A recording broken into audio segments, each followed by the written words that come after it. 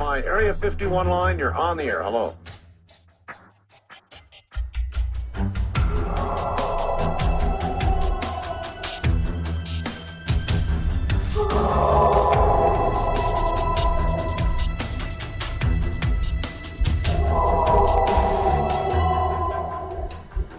Welcome to the Blondes and Boos Paranormal Podcast, where what you've known as reality will be shattered by the truth. Krista and Brandi will lift the veil from your eyes, revealing what has either been hidden or denied you for eons.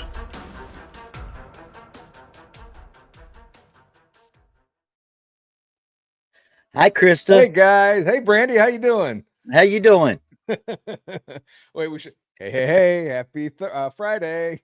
Yeah, Friday. Drinking my beer, root type. Drinking my water. How's everybody doing? Yay! Welcome to Blondes and Boos. We are clearly not Blondes and blondes. Blues. We're blue. Hockey season is right around the corner, so I'm ready for the Blues to get going. Well, now wait a second. I'm a little bit blonde, more grayish, but I'm still kind of blonde. Yeah, I'm getting. I mean, you look at that back there. That's Hey, look at what that. you trying for a mullet? What the heck? This ain't the 80s. Oh no, I have it. I don't. It's a full hair. It's all kinds. That's of what I hair. said. You get trying for a mullet? No, I'm growing it to donate it to Tex. Oh, So, gotcha. Okay. Yeah. Put back in his ears from where you got that done. Yeah. Okay, Gary. Yes, we are. You just don't know what you're looking at. Okay, Right. We're not going to trust you. We should ask Mickey. Yeah, Mickey. Mickey or Val, or I think Tracy Yeah. was in here. I mean, what are your opinions? Do we look better than the girls? Yeah, well, she thinks it's pink Post-it notes. Look, I mean, come on. I think so. It's the pink Post-it notes. Yeah, pink Post-it notes. I went looking around too because I have a 2 to 3 years ago. I did a for Halloween. I was bartending at the time. I had a beer winch outfit that I had, and I had the long braided blonde hair and stuff. It made me kind of look like in Shrek, the evil stepsister that was the bartender. Yeah. That's what they kept calling me, the evil stepsister, because I would literally sit there and they say, "What do we have?" I turn around and say, "What'll it be, pal?" Excuse me, sweetheart. What? Hey, What do you want? Val says I think Val's avoiding. Avoiding.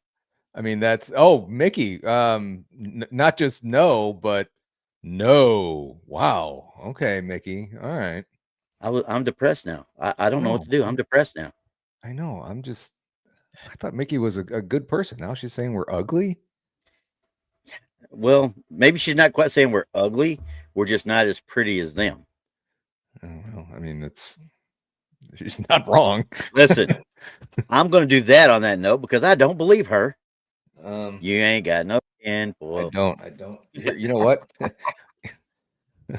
So where I work, we just had our 80th anniversary, and oh wow, it's a meat shop, and I got me a crab claw pen. I bet you all don't have one of these. No, I can tell you that I don't have that. That's for sure. Yeah. That's actually cool.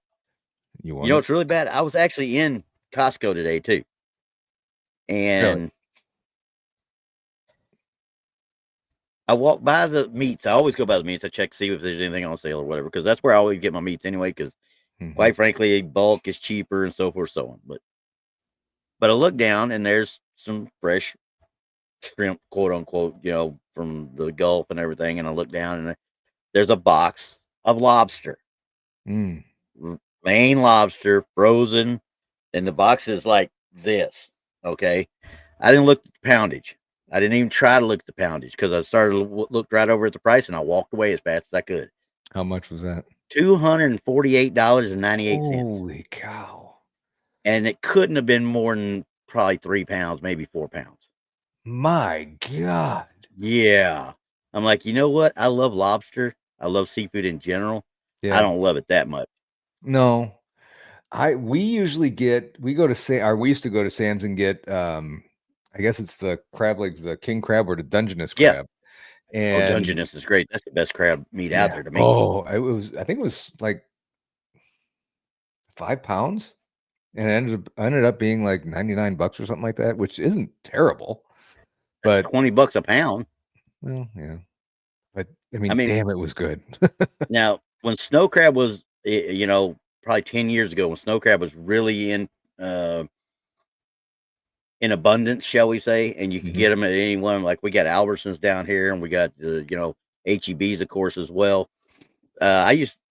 My nephew used to work at Albertsons, and I'd walk in there, and every once in a while I'd catch them when they go on sale, $4.99 a pound. I'm gonna tell you what, when I got $4.99 a pound, I immediately, hey, I need 15 pounds right now. Go ahead and put it in there and steam it and get it ready, and away we go. Yeah. First time I bought it, my daughters, the twins, never really cared a whole lot for seafood to start with.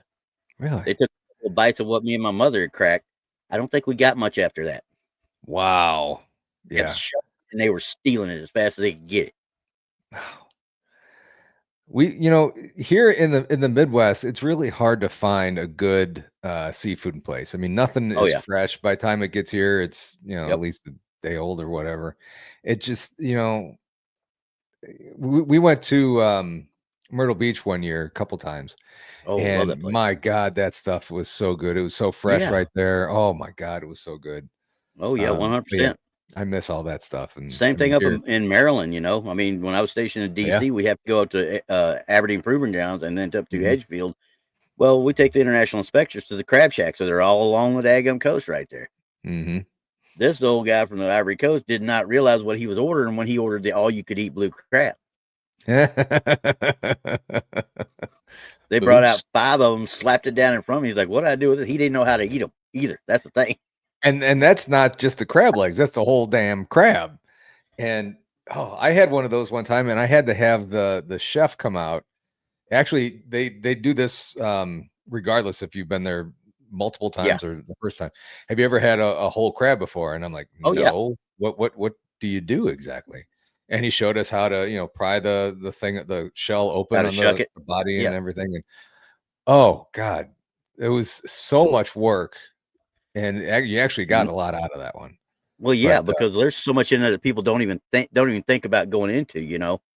I mean, that's a lot, and it's tender, it's sweet, it's good meat in there, not just the legs. But people won't touch it because it's so hard to work. Like you said, it's hard to work to. Guess what ends up making your crab cakes and stuff later on down the line? Yeah. Most of that. So. All right, so I wasn't hungry when I got home from work about an hour ago. I'm so I still didn't not. eat. I had some cookies, and now we're talking about crab legs and stuff. Now I'm hungry. Roger, I know a lot of people like that, and I bass fish like crazy. I love catching crappie and catching perch, bluegill, whatever you want to call them. But the only way for me to eat is at a fish fry, and if we do the fish fry, I'm the one frying it, and I'm eating it as soon as it comes out the grease. Really? That hot meat coming out of that grease is just, there's no other way to eat it to me. So around Lent, and for Catholics, Lent is in March, right before I have no idea. I just know it's a part of the Easter season. Yeah. Do the churches down there, do they have big fish fries and stuff? I have no idea. I'm not Catholic, so okay. But now, as far as I'm Southern Baptist, we had fish fries at the drop of a hat anyway. Well, yeah. but here in St. Louis, they have web pages for certain fish fries. I mean, for fish fries, for anybody. Wow. I mean, they're all usually at Catholic churches. Yeah. But I mean, they have pages dedicated. So this church here has the best on the south side. Up north, this church is West County, whatever. This church is the best one. And you eat pretty darn good. During the Lent season here. So, I bet. Yeah. When I was stationed at Fort Leonard Wood, there was a place up the road in Rolla, off of 44 up in Rolla. Yep. And right after you get off, on Friday nights, it was all you could eat buffet seafood. And the first time I was down there at Leonard Wood, and I heard about it, and we were like, "Hey, what are we gonna do on Friday?" I said, "I don't know what y'all are doing, but my butt's heading right up to Rolla right here, and I'm gonna eat myself into a coma." $24. I got in there. They had fried shrimp, sauteed shrimp. They had, oh good Lord, anything you could think of as far as shrimp and crab, and then I got looking around. It's like, oh my god, they got frog legs. They had frog legs there. I'm like, I'm good. Let's roll. And that's where I ate every Friday night while I was in we called it ANOC back then, Advanced Non-Commissioned Officer course. But yeah, there was no doubt I was going to be eating there every Friday. Yeah. Later on this month, we the company I work for, we go out to there's a place down in St. Charles, right along the Missouri River, that does huge Oktoberfest, and I'm telling you, it is a huge party, and we barbecue for one of the main tents. Yeah, and I think I sent you guys that pictures. We have 3 big, long, at least 6-8 foot long barbecue pits. Yeah, double oval, so I mean it opens on both sides, filled with brats, pork steaks. Yeah, you sent us that. I was mad at you for it, if I remember right. But oh my god, and accidentally this one fell off on the ground, so we got it was a offering to the grilling gods. It was. Okay, but anyway, guys, in case you haven't noticed, the girls are not here. They both have things with their daughters in band and football games and stuff. So and that's going to happen a lot, and especially October. In the fall. Yeah, with football and everything. So they're going to be away a couple times. And we are here to keep you guys company tonight. Yeah, we're going to help out, but we're also going to pay bills before we do that, though. We got to pay bills. We don't even have to say anything. I'm just going to put you on the spot because this is you. Are you ready to see what lies beneath the ever-thinning veil of the unknown?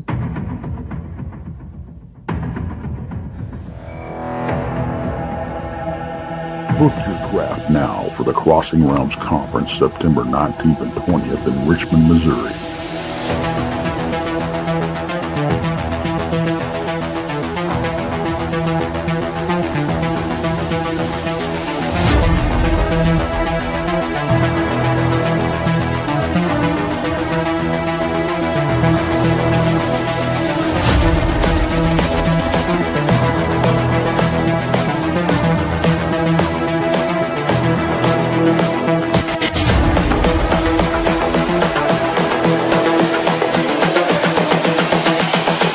This is the future.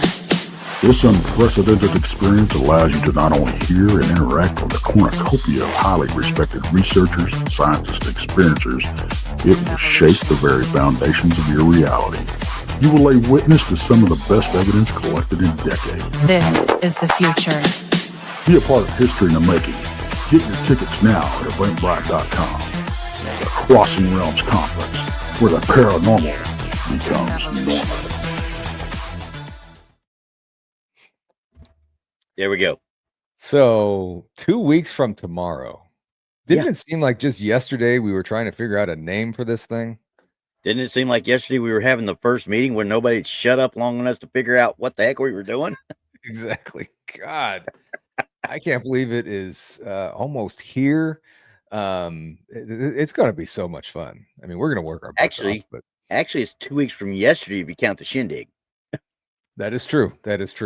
But that's the unofficial start to the thing. That's why I just call it that. I say the shindig. This is what it is. Half of us will remember it. But you guys are living vicariously. I'm living vicariously through you guys. So however many of y'all are kind of toasted the next day, this is a good thing you're not doing a full day on Friday because you're going to need the recovery time. I'm going to try and be a good boy and not do too much on Thursday night. I mean, I will partake in the drinking of the brews and whatever. Yeah. But I don't think I want to, we have a long weekend ahead of us. We're going to be working our butts off. So I don't know that I want to get too terribly sick. Yeah. So, I mean, because I mean, of course, it'll come out later, but y'all's work got a little bit harder and I'm going to have to be on standby a lot. So. Yeah, and yesterday, Krista, we were talking about doing bathroom duty. Like, okay, we're all going to be doing bathroom duty. So, I mean, it's fine. I don't really care. All you do is patrolling it. I mean, people know you're not gonna have any drunks there to work. Just go in So- and make sure it's clean. That's all you do. So my one request to everybody that is going there, please, please, please, no upper deckers. Yeah, None. no. I don't No. want to clean that up. That's But but you know, that and that make sure and you, please, please, please, if you feel a little sick, make sure you're able to get there. Okay. Yeah. Don't kind of drizzle it on the way in or anything like that. I mean, it's not we wouldn't think any less of you, but please, drizzle on the way in. I like hey, you'd be surprised what I've seen. I used to be a bowling tech at a bowling alley here, and Mhm. I used to go in. I went into the latrine one time, the bathroom area, and of course it goes in one and out the other. There's two doors, and these freaking drunk cowboys are in there. And this dude, I don't know, I ain't figured out how they got this stuff. He literally is sitting there talking about, well, here, catch this. And he does this, and it shoots it over the oh my partition, God. and I'm like, are you freaking kidding me, you piece of Yeah. excrement? Wow. I was not happy.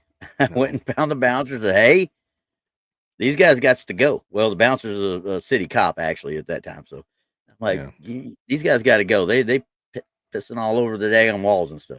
Please don't do that. It's not. Yeah, funny. let's not do that. I mean, That's not, our group is classy. They're not going to do no. that. So. Oh, and I'm going to get in here. I'm going to take that banner out real quick. Well, I'm not going to leave that going. If I can figure out which one it is. There it is. Hide. Get off there. Okay. All right, banner off. Only because I saw it was at the end there. I figured I better stop that. Anyway. Yeah. So, yeah, we have a meeting to what day is it? Today's Friday. Sunday night. Sunday night. Yep. Monday night or Sunday night? Sunday night. Sunday. Okay. Sunday night at 7. Yep. So, which I need to go talk to Aunt Monica and threaten her because the way I just saw on that, I think they're moving. Our paranormal world is going to Sunday nights now. really, I didn't know that. That's what I saw. I saw it on. I don't know if I saw it on. And don't you and Donny have a new show on Sunday nights? Yeah, we just started it last Sunday night, but it's a sports show. I mean, I don't think we're gonna like beat on each other's doors or anything. And I don't know what time she's doing it. We're doing it from 9:30 to 10:30 our time. So we're kind of trying to get it as close to the end of the sports weekend as we can. You know, when we do it. So. Speaking of sports, right now we have the Kansas City Chiefs and the Los Angeles Chargers. I don't like saying Los Angeles Chargers. I still say San Diego without thinking about it. Yeah, they are in Brazil playing, and San Diego. Damn it. The Chargers are about to score. I think the Chiefs had the ball already. They punted or something. As long as Lad McConkey is the one that catches the touchdown pass, I'm happy. Fantasy player? You dang right. Okay. So the first thing Krista texted everybody, they telling us that we can't, or that they can't make it, and Randy said that I thought you said that you were going to be able to do this, and I said, you know what, I'm in too. Let's talk football. Let's talk. Well, yeah, I said I was going to do it. Period, no matter what, because if this is payback to Brandi because of what we were trying to talk football, and I started getting griped at by Krista on our chat saying, "Hey, she's using her phone. Y'all keep doing it. Why don't you silence it then?" Maybe not be able to talk about my football with my friends. I don't like that. We were going good on the football talk too. We should have probably started a different thread for that. Oh well. Yeah, we probably do, but I was too lazy and didn't want to at that point. So. Yeah. But I am very excited that football is back. Baseball is okay. It gets kind of boring. My Cardinals are 2.5 games out of the wild card, but they're out of it. They're not going to go anywhere. But football. Well, my Rangers are the same way. Yeah. So, football's back. You guys had a fantastic game last week, Ohio State had a fantastic game last week. Wait, time out. Sushi, time out now. No sushi. Really? come on now. We were just talking about fish fries and stuff. We're talking sushi. I can't say nothing. My wife and my kids eat it like crazy. And I used to eat sashimi when I was out on Johnston Island. I mean, honestly, there's nothing like pulling a rainbow runner out of the surf, get up there, and you got the natives sitting there like that, dipping in the sashimi sauce, you eating it right there on the thing. Like, this is actually a lot better than I thought it was going to be. Pancho had an army roommate puke in my boot. Okay.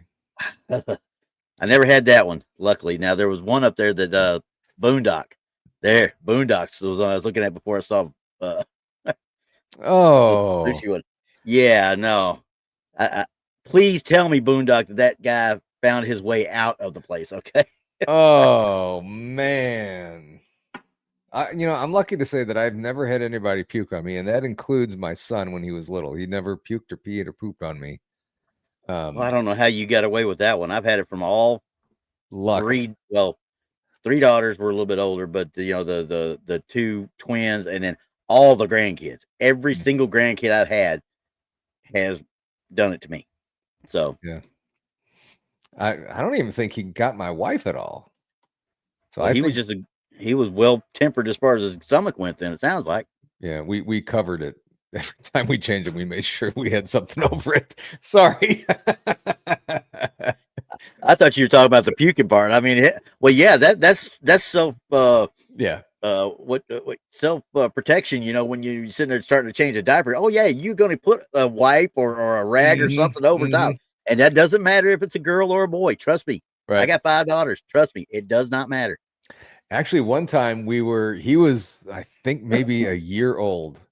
We were down in Myrtle Beach and we were just leaving the beach, and he was in the back seat in his car seat, and we're driving, and I just happened to look back at him, and I'm like, oh, when did he get peanut butter? Oh no, that ain't peanut butter. It exploded. It was up out of his diaper in the car seat, all over the back seat of my mother-in-law's van that we borrowed. Oh my god! Oh my god! So we had to go. I've seen that one before, though. Yeah, that's not. We went to a gas station. They didn't have a changing table in their bathroom, so my wife had all kinds of towels and stuff on the ground in the bathroom to change. Oh my god! And meanwhile, I got cleanup duty in the van, and that. Scrub, rinse. It cleaned up okay, and we made it home. But man, that was nasty. Peanut butt. Yep. Yeah, 100%. Smokey's up in North Dakota. Yeah. Man, I had changing names. What are you going to be? The Rocky Mountain Wanderer now, or the Badlands Wanderer? Badlands. Do Badlands, Smokey. Yeah, Badlands Wanderer is pretty good. I like that. Just make sure that you tell us, because we'll see Badlands. Well, we'll know now, but some people might not know. So make sure you change. Make sure you tell us. So I hate it when people change it. Somebody, a friend of mine, got married on Facebook, and she changed her last name, and I'm like, who the hell is this? Yeah. Like, what's going on, cool hand? Yeah. So, but anyway, getting back to sports ball, as Jason and Donny call it. Most college football teams start their season off with a powder puff game. I mean, Illinois played Western Illinois. Mizzou played who the hell did they play? Some powder puff team, and everybody. It's very, very common. You see these huge scores on week 1 or 2, really. But for some reason, Texas and Ohio State went the opposite direction and played each other on the first game of the year. I mean, well, you want to start the season off 1-0 for sure. Yeah, one of those two had to lose, and I mean, it was. I mean, it was an okay game, and neither team really played lights out. No, neither one of them did. But they're, like I said, when we were talking, that was 2 new offenses, really. I mean, they're new quarterbacks, a lot of changes on offensive lines. I mean, quite frankly, and it looked it too. They at times they were both looking ugly. They really were. Yeah. And for the first start of the year, I mean, he had a start last year. Arch Manning had 2 actually. Yeah. Oh, yeah, 2 of them. Cousin of Peyton Manning, and he's nephew. Cooper's son, right? Yeah, he's Cooper's son. He's nephew of Eli and Peyton. Yeah. Yeah. He did not have the greatest line. I mean, he No. 100 and what I say, 170 70 yards or something like that. yards, 1 touchdown. Yep. Little over half completion percentage. I mean, it just Like wasn't I said, great. no. I mean, And that 1 touchdown accounted for 33 or 35% of his yards because it was a 40-yard touchdown pass. yeah. So, And I mean, do you think starting the season, all the hype for Arch Manning, starting the season at a place Yeah. like Ohio State in the Horseshoe with over 100,000 people screaming at you? well, You think they could have gone a different route for him? no, I think that where they were starting and everything, I think that they could have laid off the publicity blitz that they've done on him since last year. Yeah. I mean, because quite frankly, I feel for the kid, honestly, because I mean, he went in there and they had made sure that he felt the weight of the world on his shoulders. They didn't do him no favors as far as going in and setting up, Mm-hmm. And that, that's not really fair to anybody. I mean, yeah, his last name's Manning. He's got that Manning blood in him, and he's supposed to be a fantastic quarterback. Well, Yeah, granted, and he is. Cooper Don't get me wasn't, wrong. but- Last year, his starts and his plays, he played lights out. I don't think he had a single interception, and I know he ate A&M up. So, yeah. And hopefully it's just, I don't know, it was just nerves playing in a setting like that. But who do they play tomorrow? San Jose State, I think, is coming in. Oh, no. So, but that's now listen, wait a second. Now, San Jose State is no knockoff. I mean, they're still a Division I school, So, really? Yeah, they're part of the. Are they part of the Mountain West? I think is what they are. Mountain West. You can't take any of these teams lightly. No. Case in point, look at Army. Army has put on a decent team, a very decent team for the last 3-4 years. Now they had a lot of turnover at the end of last year. A lot of graduation, people going on to active duty stations and such. But you're still a Division I legend, if you want to call it that. They're not really a powerhouse anymore because their recruiting is done differently, obviously.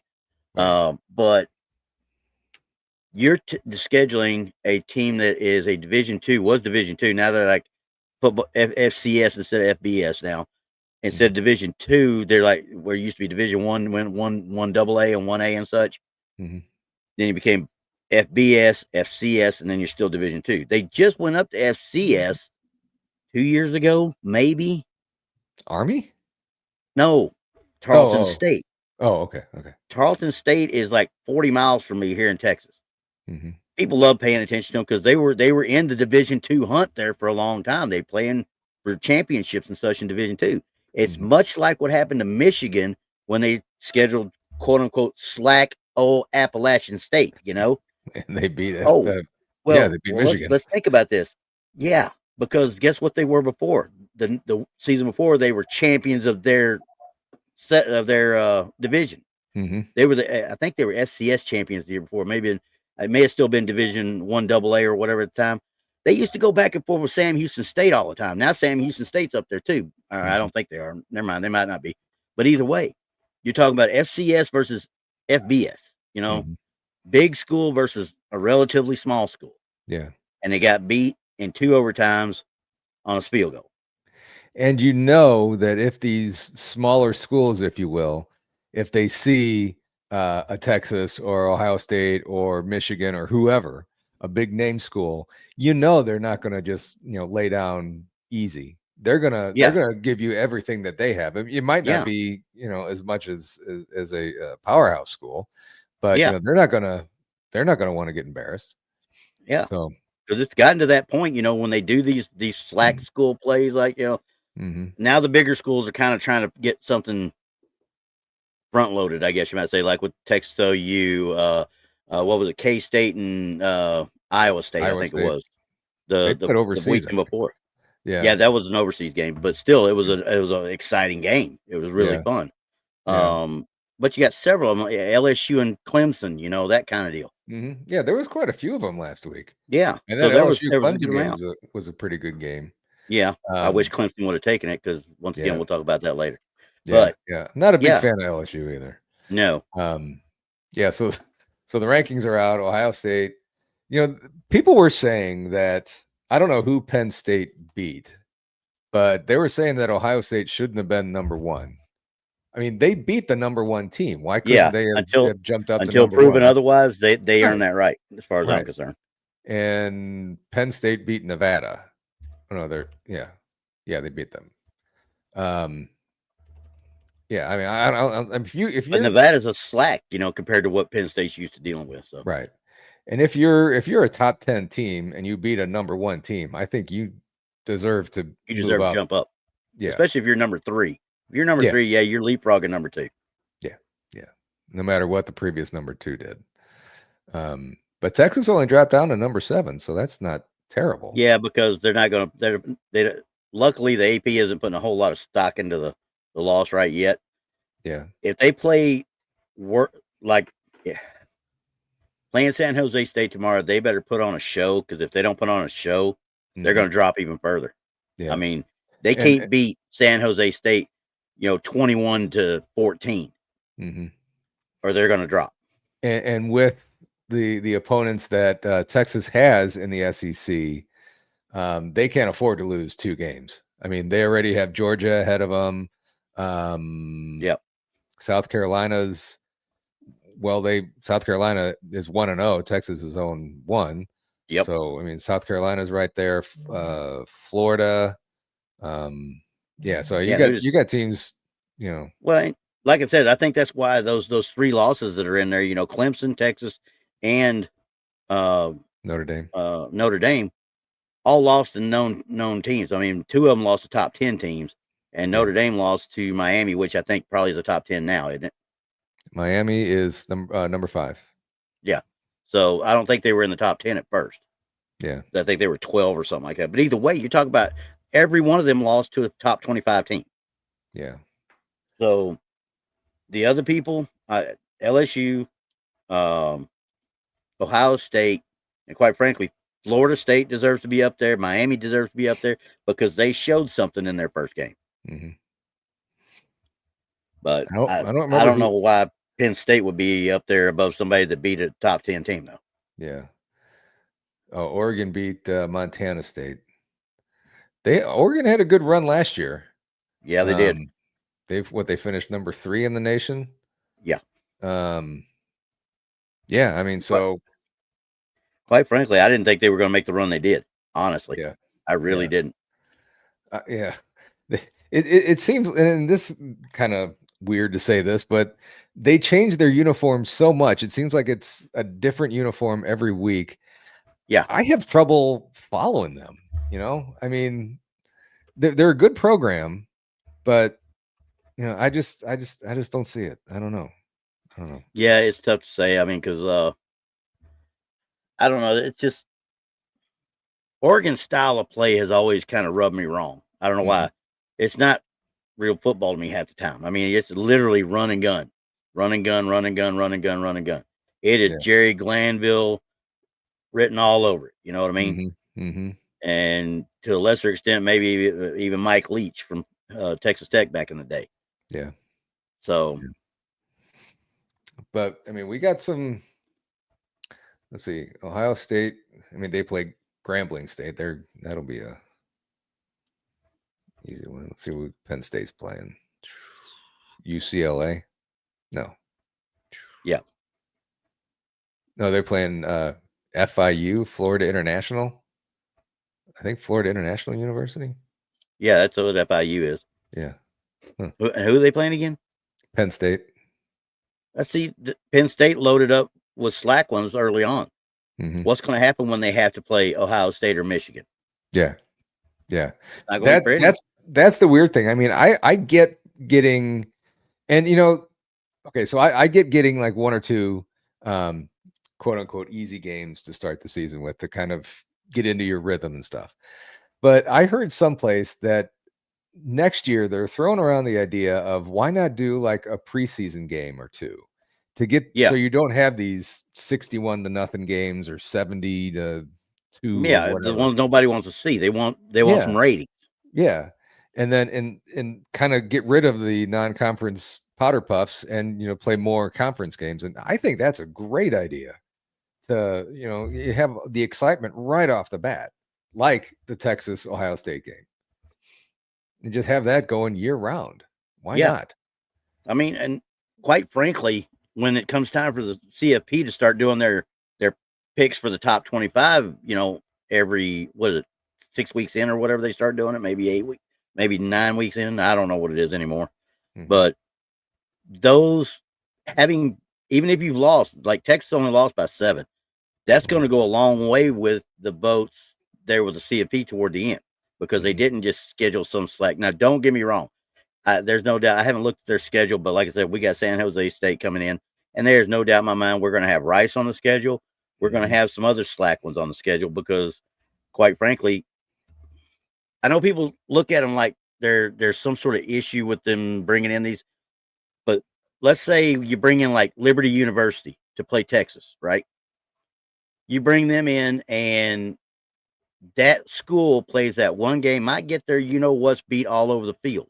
But that one game pays for an entire year's worth of right, programs for them. They make enough money. Then I don't blame them for going for it. That's the only way they can make real money for their teams and stuff. Yeah. So you guys have University of Texas El Paso on the 13th, Sam Houston on the 20th. Then you go to Florida. Yeah. Florida, Oklahoma, Kentucky. Kentucky's not a terrible team. No, but that's an SEC team. That's why they're having to go. Yeah. But now there's the trap game though.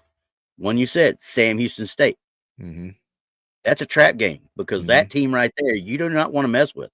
Yeah. If they're on this year like they've been on in past years, it's not going to be an easy game for Texas. It's not. You can kind of say that about the Kentucky game too. I mean, you have Florida and Oklahoma. Kentucky beat Alabama last year, Yeah. Or was it Vanderbilt that beat Alabama? I can't remember now. I want to say one of them. I know Vanderbilt beat Alabama. I think Kentucky did too. Yeah, let's look. I like seeing Alabama lose. Moondock, you're right. I think the playoff system they got right now is perfect. I think they need to tweak the seeding a little bit, because I just don't think because you're the SEC champion, you need to be seeded number 1, Right. Vanderbilt beat Alabama 40-35 last October. Yeah. Yep. And that's when they ripped down the goalpost, ended up in the river in Nashville. They did. Yeah. And that was I always screamed about that. You let a bunch of doctors beat you. What do you think about the fines that if you rush the field at the end of a game? I think it's 100% good. Really? Because quite frankly, I understand the crowds being into it and being happy that their team took out a big. You need to let those other players get off the field before you do something like that. Yeah. There's a safety issue right there, because one of them idiot fans is going to go up there and start talking smack to one of those big offensive linemen on the other team, and they're going to get taken out. And then whose problem is it? Yeah. But the problem is they're not going to, say, okay, just wait till they get off the field. And so they're not. We've already had a team rush the field. Our fans rush the field already. Yeah. Last week. I can't remember who it was. But it was it Florida State? One Florida State, was it? I don't. I think it might have been Florida State when they beat Alabama. Yeah, that was that. And what the opposing team gets 500,000, something like that. It was 250, I think. Now they may change it because, like I said, yeah, Boondock, you're right. They'll go out there and they'll talk, to a monster, and then wonder why they got knocked back into reality. Yeah. But that's kids nowadays, though. Just like that lineman for the Eagles last night. I mean, you talk about that's a good segue. That's a good segue there. You talk about a bonehead play. I mean, he admitted it. If you don't know what we're talking about, it was right after the opening kickoff. There was a player for the Eagles that was hurt. Yep. And the two huddles, they were kind of just mingling around or whatever, and it looked like Prescott might have been talking some smack to the Eagles' defensive line. Yep. And this guy, I can't. What was his name again? Jalen Carter, I think. Yeah, Jalen Carter. He didn't like it too much. Walked up and spit on Prescott. I mean, bad idea to do that to begin with. Right in front of a ref. First of all. Yeah. Know where you're at on the field. Know where the officials are. But it's always the second person that does it that gets caught. Yeah, because I heard Dak today said, "Oh, I would never. I was just there. I did this, and I would never actually spit at somebody maliciously like that." And stuff. Listen, if you look at that video, and I'm a Cowboys fan, always been a Cowboys fan. I'm sorry. I've always, I need it. I need all the help I can get. I know, but I watched that, and there you cannot tell me that you did not walk up to those two offensive linemen in front of you, go right between their shoulders and spit in his direction. And then as you backed away, you did one of these, like, what you going to do about it type thing to him. And that's when it all went south. Now the entire league knows that this guy has a short temper, and they're going to try and get under him. Yeah, you can bait him so easily. And, it's all on him now to control that. Yeah. And you know why? Because he went to University of Georgia. Any Georgia fans in the house? Can't control their people. What the hell? Yeah. Yeah. But yeah, no, I mean, quite frankly, if the league keeps talking about we're going to review this, we're going to review that, they better review the whole thing, because if it was me and any sane person watching that, I think would look at that and know Dak baited him. Dak caused that whole thing, I think. Yeah. I didn't, no matter what he says. I didn't see that until this morning, or I saw it late last night or whatever. Yeah, it must have been late last night. But because I was actually rooting for him. I was like, they're still in it, in the last 3 minutes. I'm like, hey, we got a chance right now. And I'm sitting there watching the last series with them. And I'm like, okay, CD Lamb. I don't know if anybody's ever watched the movie Necessary Roughness. Scott Bakula and Sinbad and them guys. You got Robert Loggia on the side going, "Don't do it to Stone Hands." That's exactly what he was last night. Stone Hands. Yeah. And you're in professional sports, and if the ball hits you in the hand, you have to catch it. Whether it's granted, if it's way overhead, but if you can get a hand on it, you have to bring that in. Yeah. I mean, whether it's football, baseball, basketball, hockey, whatever, you got to grab Jake Ferguson. Yeah. Jake Ferguson, the tight end for the Cowboys, was out on flat, and it's thrown way out in front of him like that right there. The guy covering has pinned his hand down like this to his side. He reaches out with the other and brings it in, one-handed. It's only a 5-yard catch, but you know what? He made the catch. He did what he's paid to do, and he didn't even get both hands on it. I mean, watching him hey, I got it. And he goes right between these two hands like that, hits his helmet, bounces up into the air, almost gets picked off. I'm like, CD Lamb's overpaid. Yeah, I think a lot of these athletes are way overpaid. Oh, big time. And it's getting ridiculous. And they're in baseball, they're talking about by the way, it's still 7-0 Chargers. Kansas City has not done a thing offensively. And I'll give you one guess as who is my starting quarterback. Mahomes. Yeah. I think I've seen them punt once. I don't know if they've fumbled or turnover or what, but I don't know how they got the Chargers got the ball back, but hopefully it wasn't. But as long as McConkey makes up for him, I'm good. What number is he on the Chargers? He's one of the wide receivers. I couldn't tell you what the number is. I'd have to bring up my stuff. Because whoever number 1 was got the touchdown. I didn't see a name or anything on here. Was it a pass? Yeah. Hang on, I'll tell you real quick then. Now you're gonna make me want to look just so I can see. I'm gonna have to bring up my fantasy. And I could have checked it on my phone. That's okay. It's all right, because I'm gonna look at it. There you go. Well, no, I'm not, because that one is not going to tell me. Okay. Who got the Just not let me in my stuff. Crap. Okay, fine. I'll look at my fantasy app. And I searched San Diego. Okay. Bear with us while we are looking for. I just want to bring it up just because I want to see if I got any decent, and I'm going to say no. Because let's see. Wide McConkey. receivers. McConkey is not on this one. Number 1 is Quentin Johnston.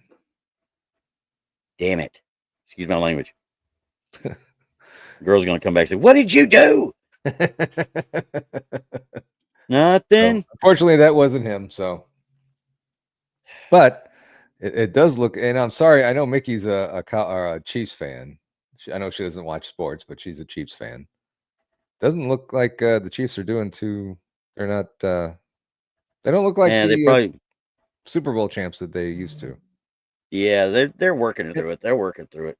Yeah. So anyway, You know, all right. Sorry, I kind of hope they're not. You know, it was a good run for them. Kind of like the Patriots. They won too damn much. You know, I'm not saying let somebody else do it, but you know, somebody's got to step up, and that's kind of why I jumped on the Detroit bandwagon. Yeah, I mean, I did too. I would love to see them.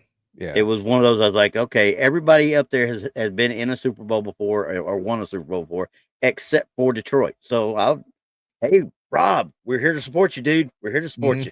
Mm-hmm. Yeah, and you know, seeing that I had the Rams ripped away from me. Yeah. Not that I was much of a Rams fan anyway, but I found myself going back to watching Arizona Cardinals games. But yeah, because they were St. Louis Cardinals for me forever too. Yeah, I mean, yeah, they were in the NFC East at that time, you know, and you know, Dallas, New York, Philadelphia, Washington, and St. Louis. Yeah, that was the 5 in that division, and I was like, it didn't matter how bad you were that year. There was going to be a fight every one of those games. I loved watching those football games with the Cardinals and the Cowboys especially, and even the Redskins too. Or I'm sorry, Washington. But yeah, that was some good football. They were the Redskins then. Let's put it that way. They were the Redskins then. You know, I'd like the Redskins better than the Commanders. Okay, quick question for you. What is your least favorite team nickname? Football club? Sports. No, I'm saying professional. Oh, football club. It was Washington Football Club for a while. Yeah. Now, quite frankly, the Bengals is probably one of my least favorites. Even though the Tigers, you know, I mean, they didn't want to say Tigers for whatever reason. They wanted to say as Bengals. I don't know. As far as sports teams in general, Guardians, I don't like that name change either. Yeah. Just because I don't like. You just changed all my old Major League movies right there. Okay, I can't deal with that. Yeah. Guardians, the Commanders. I mean, those are the two that I just don't like. It's not to be, you know, hateful about it or anything. It's just we were brought up on it, and it's something we just have to adjust and change to as we go, type thing, you know. So I mean, I don't know. And I don't think it was anything that the Washington the Redskins were disrespecting that Indian chief that was on the helmet. I don't think that was the case. It's just that, you know, some people got their feelings hurt about it. And you know what? I have a lot of Native American friends here, you know, that I know. Hell, I had a high school coach who was Native American, and I asked him about it one time I saw him, and he's like, I can't say for sure because he wasn't raised in where he said it the smartest way anybody could have said it. He wasn't raised on a reservation. He wasn't raised in the same situation some of them were. He said he was part of the nation, yes, but he wasn't as, you know, indoctrinated into their way of life as others were. So he couldn't. He said it didn't affect him as much. But I know there were some that hopped on the bandwagon. Don't get me wrong. But the majority of that all came from white people.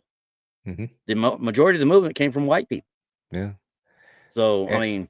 And I've heard a hell of a lot more people say they want the name Redskins back. They want the Indians back. Yep. Than people who say, oh, the Commanders, that's a much better fit than the Washington Reds. That's a terrible thing.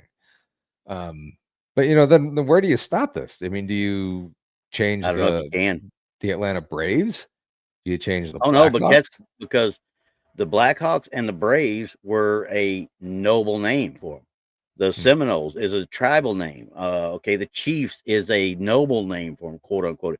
They considered the other ones as derogatory. Wow. Well, yeah. Then the local Mike, I'm natives. not for sure. Yeah, put that one up because I'm not for sure. I heard so many different stories, and you just can't trust news on Facebook or anywhere hardly Yeah. anymore because Or I've on heard TV. both ways. Yeah. Yeah. I've seen people on talk shows saying, "Oh yeah, we like it like that." And I've heard others say there are Native American reservation high schools that have the name Redskin to this day. Yeah. And So, we're not here bashing the name Redskins or anything. I'm not trying to say it's derogatory or nothing. No. Yeah, no, that's what we grew up watching, the Washington Redskins. Yes. And the Dallas Cowboys beat the snot out of each other. Yeah. And on old grass fields in the cold and the mud, and that's the way football should be instead of on the dome and artificial turf with rubber coming up when they run. Now, okay, rant over. I actually had a thing come up on my YouTube page, not YouTube, but on Facebook today. It was a reel, and it was about Randy White, which was the defensive lineman for the Dallas Cowboys in the 70s and early 80s. And one of the defensive backs, Charlie Waters, would call the defenses in the huddles and stuff. And of course, Randy White was having. There was only one lineman, and he wouldn't even say the guy's name, but there was one lineman that Randy White could not beat on the field. Okay. Never said his name though. And they were sitting there. He goes over gets the calls from Landry, and Landry tells us that, hey, go in there and run this play, like give it to him and then tell Randy to stop jumping off sides. And he goes back in there. He says, okay, we're running this. Hey, and Randy, coach said, keep up the good work. He turned around and said, I was not going to tell Randy White that. Are you kidding me? Yeah. But he was so good, and he's to this day, I mean, he does some shows around the DFW area. He is so funny. Oh my God, that man is so funny. He talked about the Redskins back when the Redskins and they had D'Angelo Hall as one of their receivers, I think it was. And he had come up to talk smack to one of the Cowboys defenders. And he started hustling, throwing stuff at him. Randy White's sitting there looking at the film. He turns around, looks at it. Why did he not get knocked back into the cheap seats? And that was a time when they would police themselves. I mean, if you dared say anything to the other team, you're gonna get your butt smacked. And two, if you cross the middle of the field on a crossing route, you're gonna get creamed. Yeah, there's gonna be a linebacker or a safety coming up to just knock you. But here's the thing, though. They're going to knock you in the next Tuesday, but they were not coming at your head. No. They were coming at your chest. Okay. They were hitting clean. They weren't trying to knock you in the next week as far as giving you concussions. They wanted you to know you earned what you just got. Yeah. So that's the difference between nowadays. I mean, they're literally now, are they getting touchy on the flags on it? Yeah, you're 100% right. They are. Yeah. But these guys are flying at such a speed and aiming so high on the receivers and stuff that they had to do something, or somebody's going to die out there. Yeah.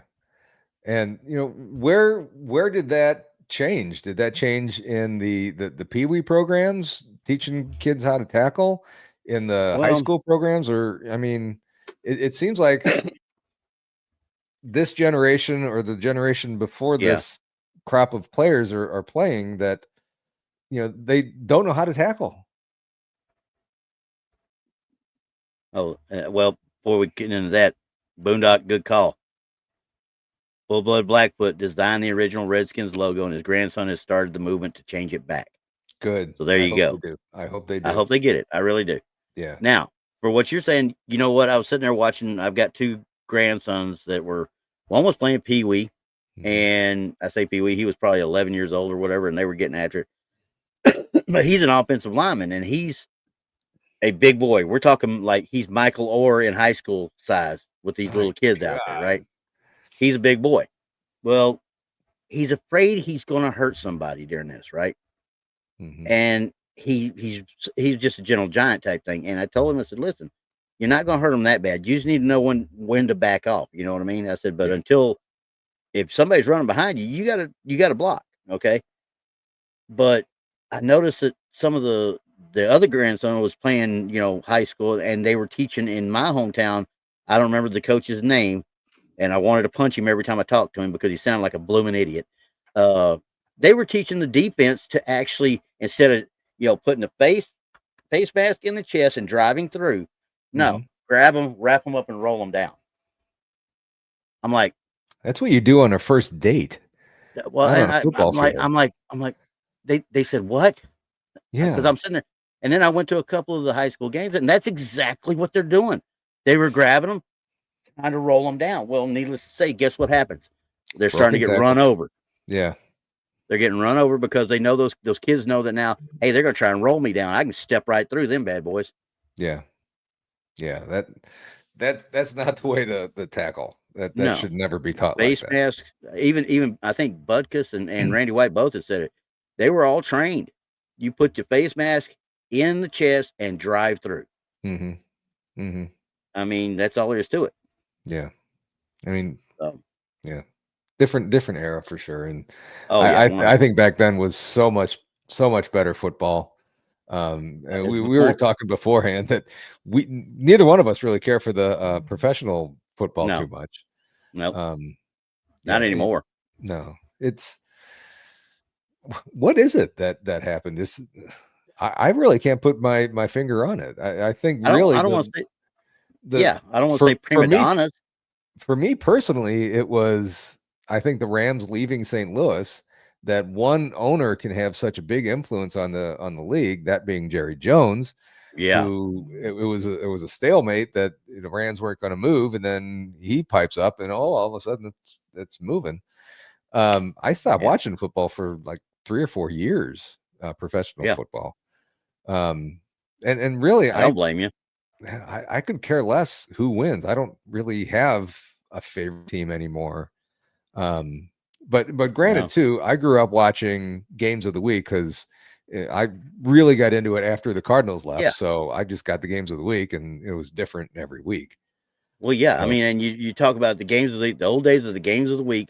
You had CBS had NFC, NBC had AFC, ABC had Monday Night Football. That was it. Okay. If you had a doubleheader, if you didn't, of course, the local team always was going to be on. Yeah. You had a doubleheader on one of them. The other one didn't have a doubleheader, and that would be the quote unquote game of the week. It was simple. Okay. Yeah. And then you found out all the scores through the ticker at the bottom of the screen as you're watching.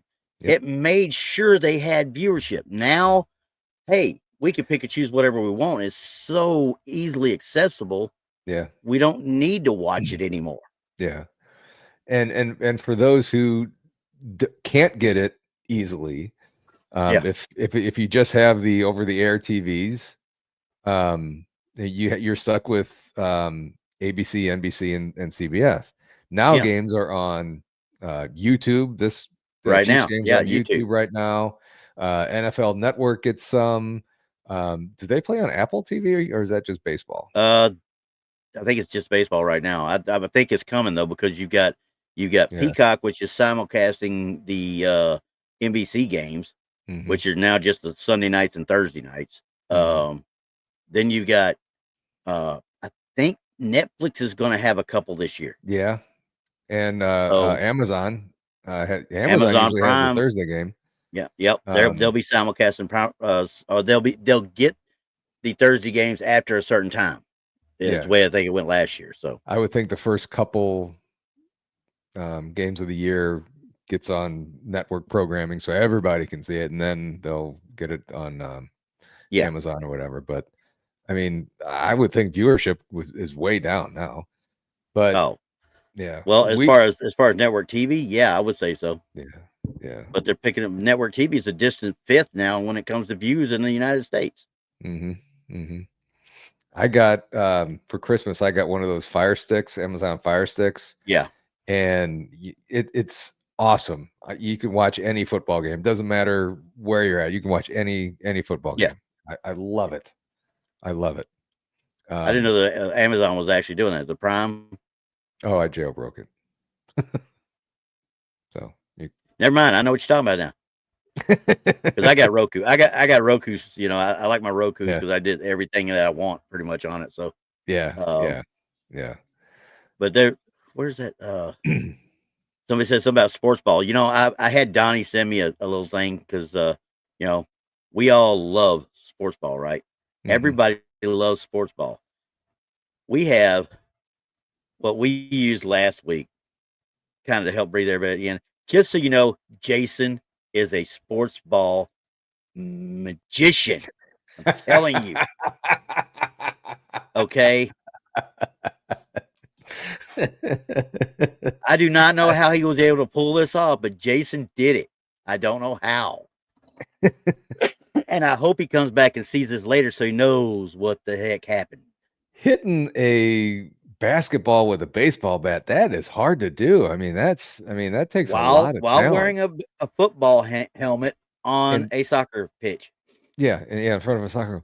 That's kudos to Jason. I didn't think he was that coordinated. Athletic. Athletic. Coordinated, yeah, okay. Yeah, coordinated, athletic, something like that. Yeah. I hope he hears this. Jason, if you're out there, here I am. As you can tell, we love giving each other all sorts of what. So yeah. But anyway. I might bring a bat and a basketball with me to Richmond. Oh, please do. Please do. And please take a picture of it so I can have it. I told y'all I'm living vicariously through y'all. So yeah. Oh, it's 10-0 now, Chargers. That don't help me. You know what I have noticed though, these first two games, you could tell the difference between having a full 4-game preseason and starters actually playing in the preseason and what they've got right now. These games are sloppy as crap. Yeah. These guys are not football speed ready. You know what I mean? Yeah. I mean, they look good, everything's going good, but obviously CeeDee Lamb should have taken a few more reps in real world practice, okay? So I mean, they're arguing that they want less preseason games, but then we get the crappy games to start the season. Yeah, these first 2 games, if you want to get right down to it, to me, are nothing but an extension of the preseason. Yeah, and then rest of this weekend, isn't there another game on tonight too? I thought there was another game. I don't think so. I think it all. I think it's Sunday. And then after that, okay. But I'm going to be sitting there watching, and I'm going to help Rob root on his Detroit Lions a little bit because I want to see and make sure whether or not they get destroyed by Micah Parsons with the Green Bay Packers or not. So, yeah, and to me, I love rooting for the underdog. But once they're good, like the Lions, were terrible for so long. And the success that they've had the last couple seasons, I love it. I'll stick with them for quite a while. Yeah, not just because we like BMR, but I love seeing good football like that. Since you are such an Ohio State fan and you like Ohio so much, why don't we talk about how come the Browns can't do that? The Browns just suck. I don't know what.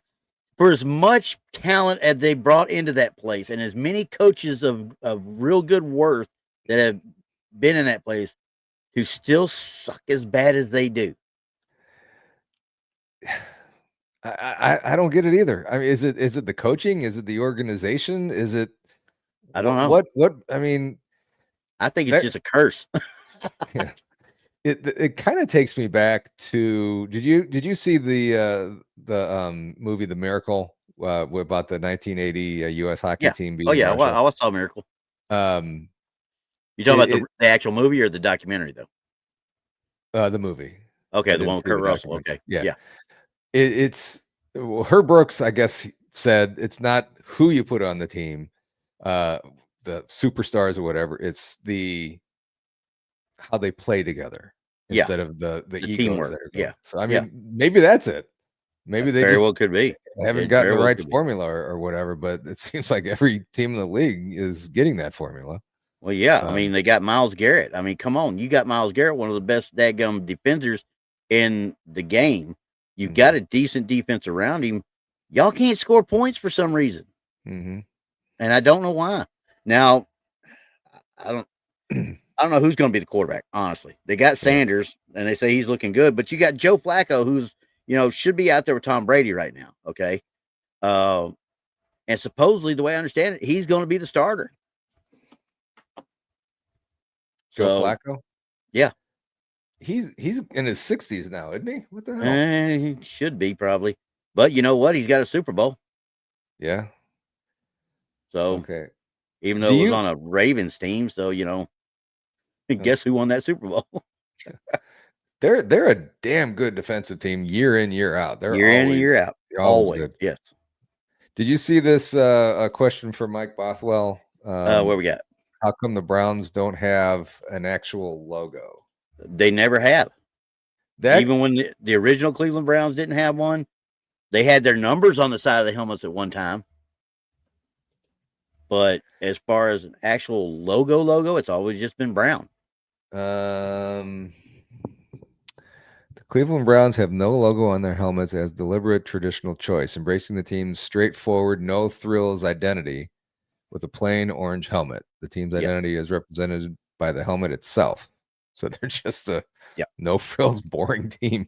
And like I said, they kept because like I said, the old Cleveland Browns left and went to Baltimore. They became the Ravens. Yeah. Okay. So when they did that, and there was like a year or 2 year hiatus without them, and then they did the expansion team to bring them back. And if I'm not mistaken, at one point they was supposed to have been partially owned by the city of Cleveland, so they couldn't move again. Really?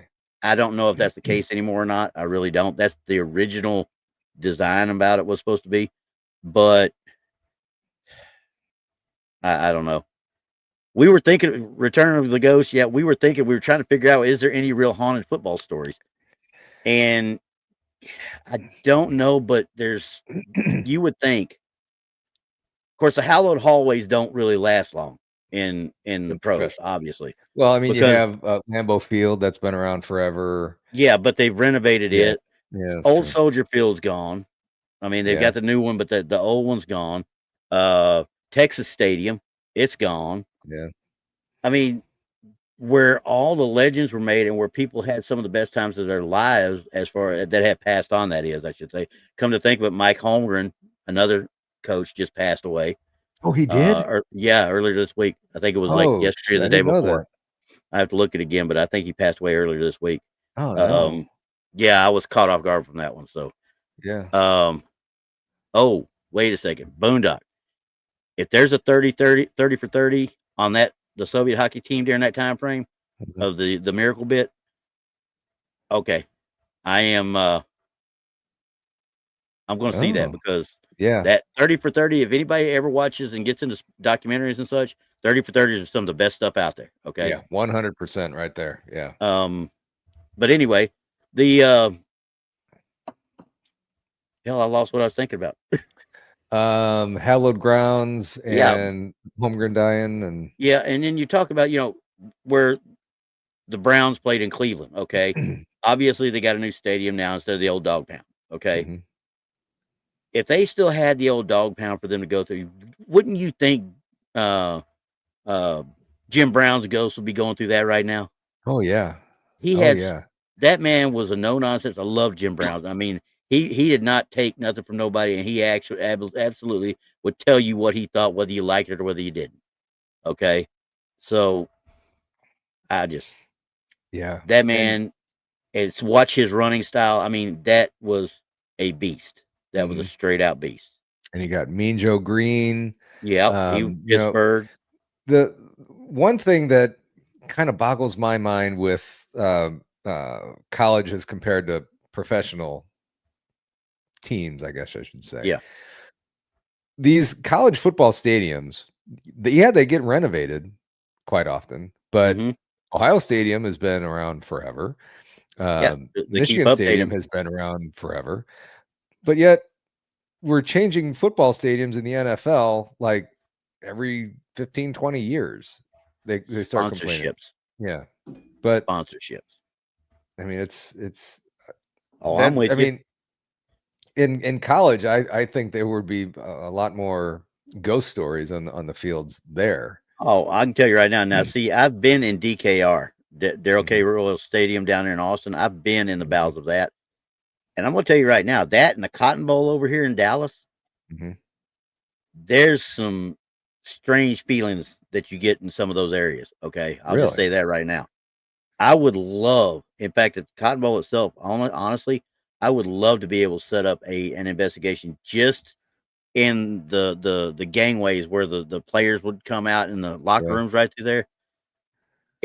The one time I've been there several times actually, but the one or two times I was there, it was every time I was down there, I was like, did I just see? What did I just? I'm constantly looking because I'm thinking I'm seeing something, and I'm no psychic or empath or sensitive or really like that. But when you get those gut feelings, you got to look. And Cotton Bowl's had it. I've had it a few times. I've had it a couple times at DKR. So that would be. You gave me a great idea. Yeah, I just need the funding for it now to go around all of these college, maybe even high school stadiums. Oh, high school stadiums probably more in the South. I mean, here we just have like bleachers. I mean, that's nothing. Well, that's about what we got. Some of them. So.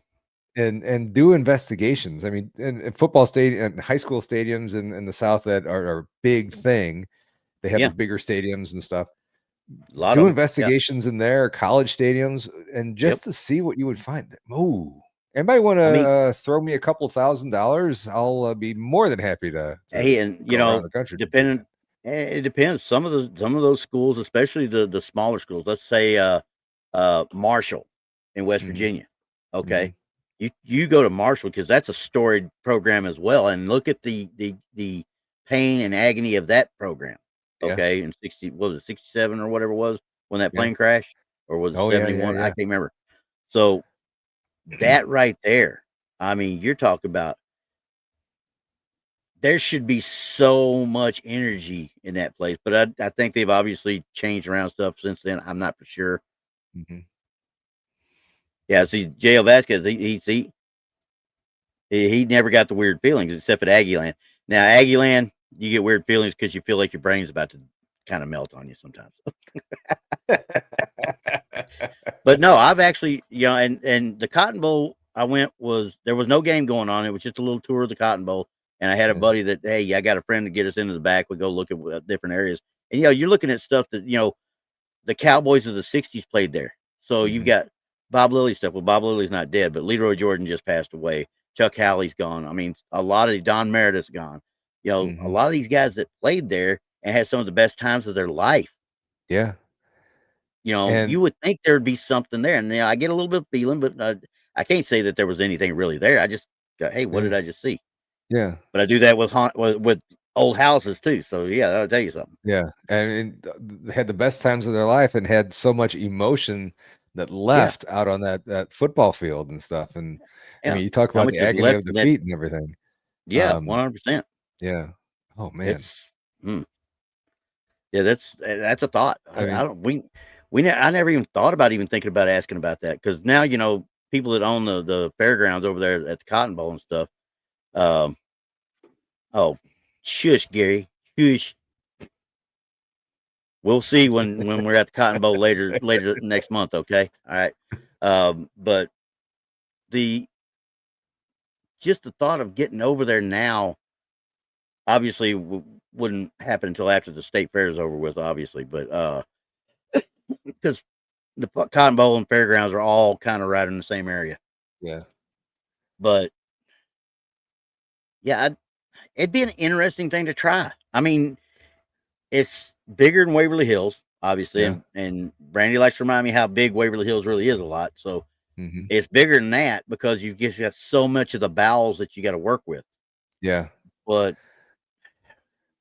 so I just did a quick Google search. Are there haunted football stadiums? The first one that popped up was Notre Dame Stadium. Yeah, Home of I the heard about that. Fighting Irish is rumored to be haunted by George Gipp, a legendary Yeah. player who died young and is said to have asked his coach to have the team win New one Rock. for the Gipper. There you go. Anybody ever saw Newt Rockne All American? That was Ronald Yeah. Reagan that made that speech. Yeah. Win one for the Gipper. There's one in Camp Randall Stadium, the home of the Washington Badgers, has a history as a Union Army barricades. Yeah. Jesus. Yep. I can read. And training ground, and has reported that the spirits of soldiers in uniform can be seen on the field. Oh, that's cool. Now that'd be actually really cool to see. I'm writing that Now I'm gonna have down. to just And you said Badger Stadium? Camp Randall Stadium. I guess it's the same stadium. It's just changed the name to Badger Stadium. Wisconsin, right? Yeah. Even if it's Camp Randall and they don't play there no more, you still might have the access to it, or maybe we've got some other stories from that area. That's a good thought. I didn't see this is why we do this stuff sometimes, guys. So now we're brainstorming. We ain't thought about that before.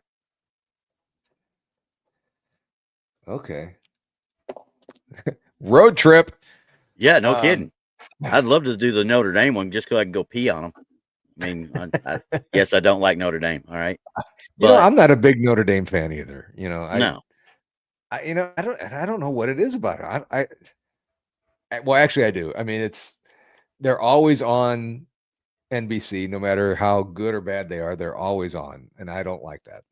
Yeah, anyway, yeah. Now, and was it J.L. Vasquez right here? There was a guy on C2C who wrote a book about haunted stadiums. I'm gonna have to look that up. Really? I really do. I mean, I like to, Okay. of course, I like to research a lot of that stuff, and Google will point you in the wrong direction if you ain't careful sometimes. So, yeah. But wonder if, okay. I'm gonna look that up too. what's the jump around? I want to know what this is. Do the Badgers do the jump around? Does that mean jumping from Badger Stadium to the other stadium? I don't know. And it was weird that a Cub fan mentioned that because I was watching before you came on. Wrigley, right? No. Oh, I was thinking about Wrigley Field all of a sudden. Like, oh, that would be a haunted place. Oh, you ain't just kidding. Just think of all the bad teams there. Yep. Yeah, I said it. He knows I'm kidding. I'm actually not. Where was I going with this? I completely lost it. See, start talking about the Cubs. I'm sorry. Where was I going? Let's see. Mike got a question here, though. You guys think that the NFL field would be better if it was longer in length, like the CFL, or what? No. I don't think so. I mean, I like the CFL style of play. That one kind of reminds me of the Arena League when it was going. Mm-hmm. And if anybody's ever watched Arena League football, that is just absolute nonstop. Yeah, just balls to the wall. That's all it is to it. So, man, that bugs me. Where was I going with this? What were we talking about right before I saw the Cub fan? What did he say? What did he say? Oh, jump around. Oh, thank you. Yeah, jump around. I was watching right before you came on. I was watching on YouTube the West Virginia intro when they bring when the players run on the field. They play "Enter Sandman" by Metallica, and they're all jumping around. I wonder if that's what he means if they do the jump around. But I mean, if you want to see a cool team entrance, Google West Virginia "Enter Sandman." And it's pretty cool. It is really cool. House of Pain jump around. They play at every home game. Oh, okay. House of Pain. Okay, cool. But yeah, check out Enter Sandman. It's cool for West Virginia. Sorry, I had a dog information issue there. Uh-oh, dog fart. Yeah, making sure that he gets his pills. Gotcha. Gets the right one. The ghost of Tom Landry and Texas Stadium in Irving should haunt Jerry Jones. Yeah. 100%. Yeah, 100%, Rob. I mean, and quite frankly, I hate to say it like this, and I'm going to tell you a story about this one. Jerry Jones didn't go in immediately wanting to fire Tom Landry. Yeah. When he was buying the Cowboys, he had Tex Schramm and they were talking on general manager side. And Tex Schramm stayed general manager for a couple of years after that. Really? Tex Schramm was the one that told him the only way you're going to change the culture is to fire Tom Landry. Wow. And that kind of backfired on them. I mean, they did win a couple Super Bowls, after. Yeah, he got Jimmy Johnson. I mean, but Jimmy Johnson is an unparalleled, discoverer of talent and judge of talent. I mean, nobody could ever. I don't think anybody's ever put Super Bowl teams together like him. No. And case in point, this last trade with freaking Micah Parsons, right? Everybody's saying, "Oh well, Jerry's trying to do what he did with the Herschel Walker trade back in '88 or '89, whichever it was." And I'm sitting there thinking to myself, looking at everybody, they're like, he didn't do that trade. Jimmy Johnson did, right? Yeah. Jimmy Johnson's the one that did all those picks. Jimmy Johnson went out and got Emmett. Jimmy Johnson went out and got Russell Maryland and people like that. I mean, come on now. Anyway, sorry. That was just, a lot of people, I noticed a lot of colleges are using Enter Sandman to get into bring them into the stadium. So did I say West Virginia? I meant Virginia Tech. I do know what I'm talking about. It was Virginia Tech. Yeah. I thought it was West Virginia, but it was Virginia. Hell, they might do it too, though. Yeah. But I mean, that you don't see that much in the NFL. I don't think with the hype songs like that. Sorry, that was me that typed on Krista's thing. Sorry, that was me. Oh, I didn't see you. I wasn't paying attention. I said hi to BMR and I forgot not to do it on there. So, update. It's 10-3. Kansas City hit a field goal. Oh, they're not boy. Good. They're not looking good. So all the Kansas City Chief fans out there, they're not okay.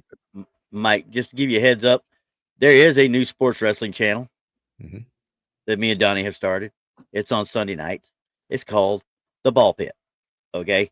The channel's name is The Ball Pit Sports and Wrestling. And the show is called The Ball Pit, and it's on at 9:30 Central, 10:30 Eastern, every Sunday night. I plug myself. But for the time being, we're also going to simulcast over on Truth Tinfoil as well, so that way it can kind of get started growing a little bit first. Boondock was undefeated in '89, 14-0 state champs. Nice. I'm going to tell you what. I went to a school that was so small, we didn't even have a football team. Really? We got a couple schools, high schools around here that share teams, like, the kids co-op type teams. Yeah. I think that's a little confusing, but as long as the coach can handle it. Yeah. And the kids are learning something and they're doing what they love. So I mean, I guess that's good.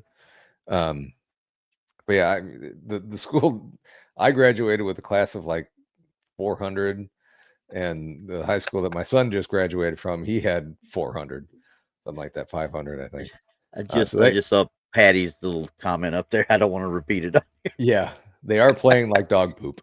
Yes, they are. And the refs are not giving them any calls, it looks like. No. Yeah. Well, now you said you was there 400 people in high school or 400 people in the graduating class? Graduating class. Yeah. See, no, I graduated with 31. Wow. And my oldest brother graduated with 7. He graduated in 78. The brother behind him graduated with 13. He graduated in 83. Wow. And I graduated with 31. And that was the biggest class in the school history at that point. That was 1988. I mean, that would be cool for graduation night. You don't have to sit through all these names going across the stage and everything. Just 7 and you're done. All right. See ya. Yeah. But yeah. Got to do all sorts of crazy stuff going out, and where these kids, they throw balls around, they do this, they do that, or whatever, but nobody's paying attention to them hardly. They're all just seeing a mass of people. Mm-hmm. So,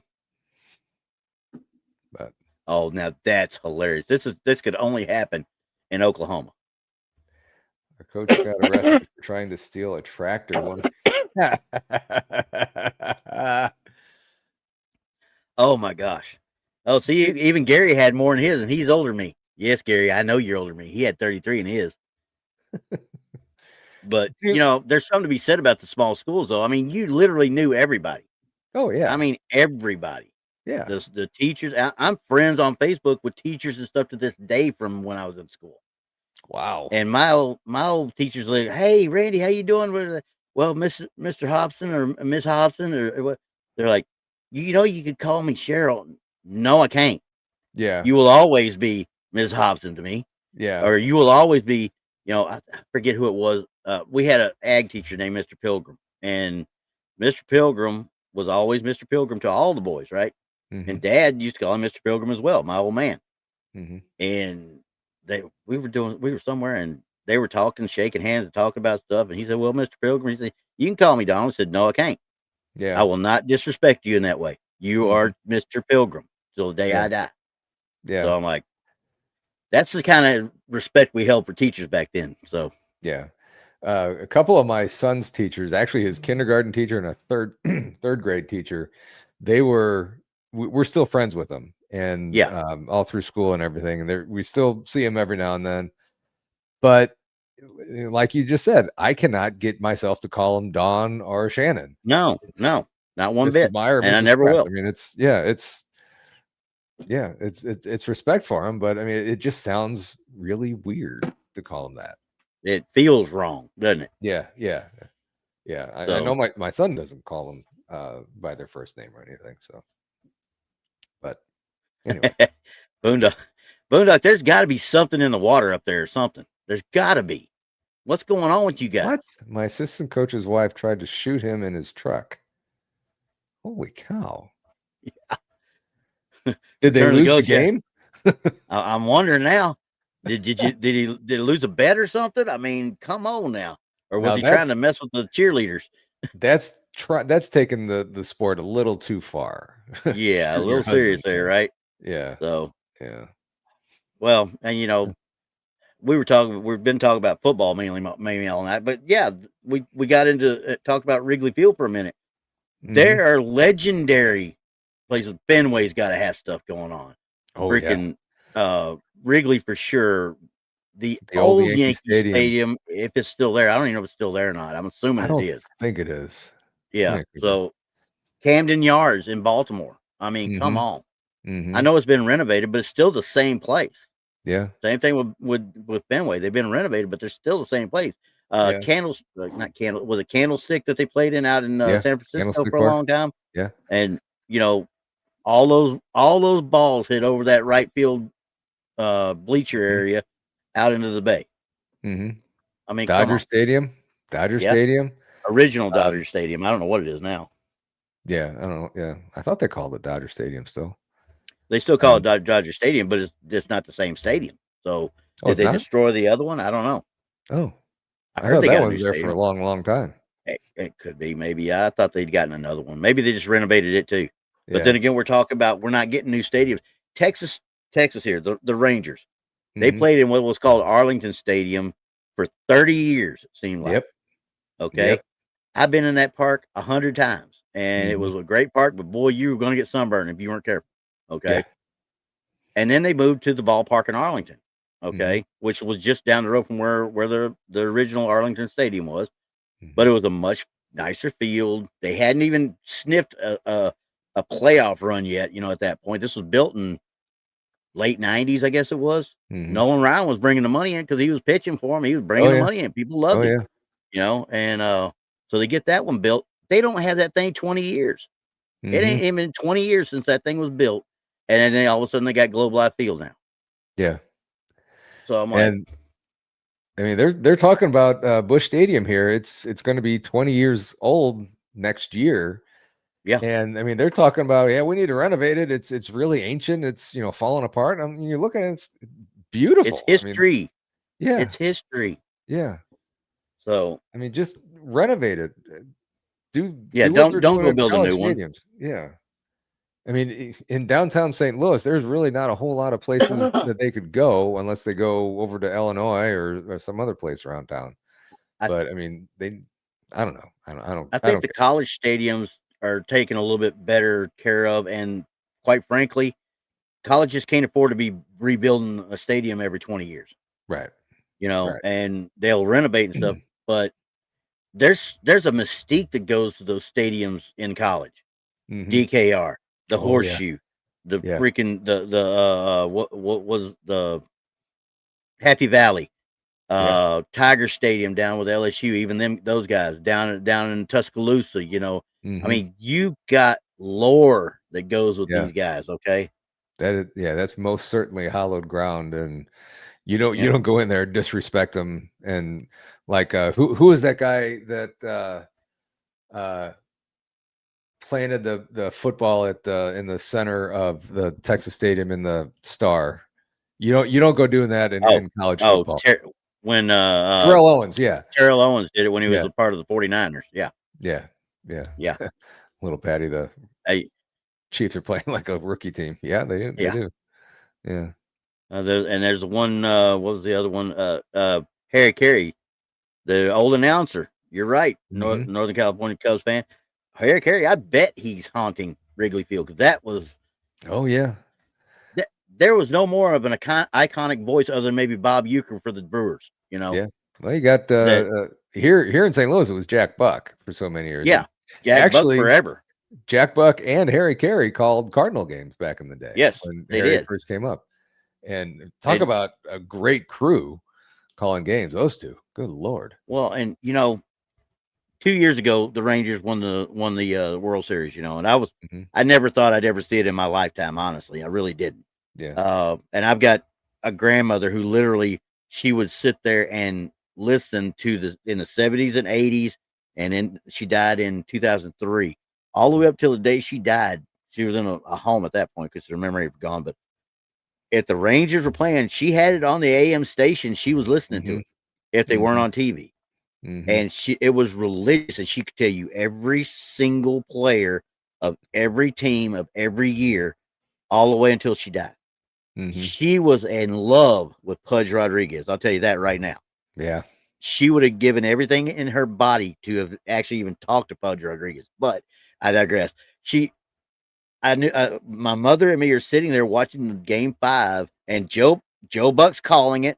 He's got John Smoltz up there with him calling it, and the whole time we're listening to this game, or these games, the 5 games of the series. I'm sitting there thinking to myself, man, John Smoltz really does not like the Rangers, does he? He is coming up with every snide little thing he could say about stuff, and I was like, this guy really needs to come up. And somebody needs, and of course, here comes Nathan Eovaldi, and he starts just shutting people down. But we're sitting there, and I looked at my mother. I said, they were 2 strikes away from winning, or 1 strike away from winning at once. I'm not going to say nothing until it actually happens this time, okay? And we're sitting there talking, and when he pitched and got that last call strike to win it, I said, your mother is rolling over in her grave right now. Wow. Or throwing a big old party, because we never, ever thought it was going to happen, because they've been hapless losers forever. You know, I know everybody talks about the Cubs and their losing areas. Texas Rangers had never even sniffed it. So, yeah. What was it in 2011?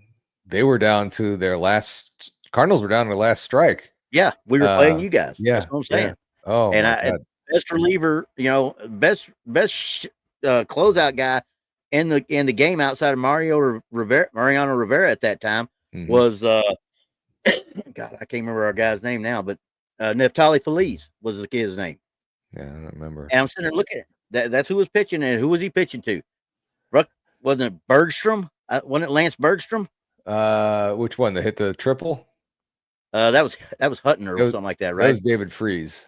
David Freese, yeah. He's the one hit that, but then you had Lance Bergstrom hitting as well behind him, and he gave up the one to him, the tide or whatever. And I'm just like, oh my God. And then I thought we were going to lose it. And here comes Josh Hamilton. He hits a home run to tie it again. And I'm like, you people are going to give me heart failure before it's all said and done. But and then they ended up blowing it. And I knew at that game 6 right there, when they blew that shot, I said, they're not going to be able to come back. They've already killed themselves. Yeah. And the next game, they just didn't play at all, hardly. Yeah. That was one of my favorite World Series games, period. Not necessarily, it doesn't have to be a clinching game, but that was just an amazing, amazing game to watch. Hauntingly ice cold. The catcher of that game was Napoli. Can't remember his first name, but his name was Napoli. He played first base and was a catcher. He went to Boston and won a World Series with them after that. I can't think of what his first name was, but I remember Napoli.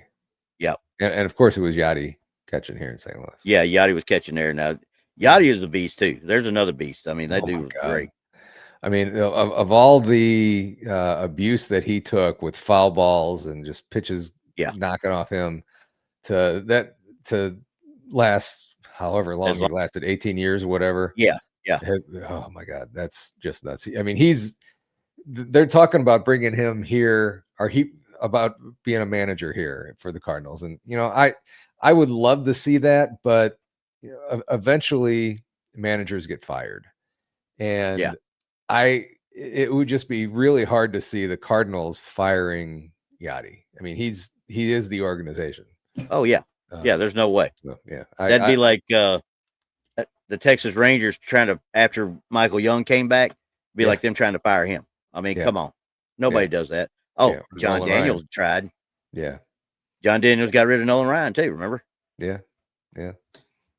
But anyway, we didn't really touch on baseball much tonight. No, because we didn't think about it a whole lot until just now. Yeah. They're going to be shutting baseball down here in a year or so anyway. They're talking about next year their CBA expires with the union and the owners. Again? It seems like it's only 45 years ago when they did it. Yeah. Well, come to think of it, it was 4 or 5 years ago because it was the daggum during COVID. Mm-hmm. Yeah. Because they only had a 50-game season or whatever that season. Yeah, and it sounds like this time around they're not even anywhere near each other. Owners want a salary cap, players don't. It's from everything I listen to a lot of sports talk radio, and from a lot of the stuff that I hear, it's not going to be. We're not going to. If you like baseball, you're not going to have baseball for a while. So yeah, it may be a full. Enjoy it. Didn't we lose a whole season one time before it? I can't remember. That was back in the 80s, though, wasn't it? Yeah. That was they players struck was it locked out in the middle of the season, and then they didn't have a season following the rest of the way out. Yeah. Yeah. Come to think of it, because the Montreal Expos, who became the Washington Nationals now, Montreal Expos were in first place and getting ready to go after the World Series run because they had a good team going. Yep. And it got jacked away from them. Go figure, right? Yeah. Hey, Boondock, I don't know about Earl Weaver, but if you want to go back and watch some good ones, go back and watch Leo DeRocher's fun, from the 50s. That was some funny stuff right there. Him and Billy Martin are some of the best ones to watch go out after a ref. I love Billy Martin kicking the dirt on home plate. Oh, yeah. Oh, yeah. Freaking hilarious. You don't get many good arguments now. I mean, they have the review, and then they argue about that, then get kicked out. I mean, they don't have a whole lot of good arguments and stuff. Well, it's gotten ridiculous. I mean, Angel Hernandez obviously has his own little following of people that hate him, obviously, because he's one of the worst umpires that's ever been on a diamond. Okay. Yeah. Mike Napoli. Thank you. Yep. Thank you. I could not remember his first name for some reason because I haven't seen him since he retired up in Boston. So, but when you're sitting there watching it, and nowadays these guys, these pitchers, if they say that was a bad call, Blue, from like we would call from that was a strike. Yeah, that wasn't a ball. That was a strike. They're throwing them out for it now. Yeah. I'm like, that's part of baseball, Blue. Get your daggum big boy pants on and get ready because that's part of the game. Do you remember it was in spring training? The catcher, I think it was Real Muto for the Reds, I believe. He was catching. The umpire was going to give him a ball to throw back to the pitcher, and the actual pitch before that went foul, and the umpire threw the ball back. So the catcher put his glove out to take the ball to throw it back, and then he realized, oh wait, the umpire threw it back last time. He's going to do it this time. Yeah. The umpire went to put it in his glove, dropped it, threw the catcher out. Yeah, and this was just a couple of weeks ago, wasn't it? Oh no, this was last year, I think. Okay, something like this I saw. Maybe it was on the YouTube video I saw it on. I was like, because worst calls. Because I remember seeing that, and I'm like, are you insane? Why are you throwing somebody out for that?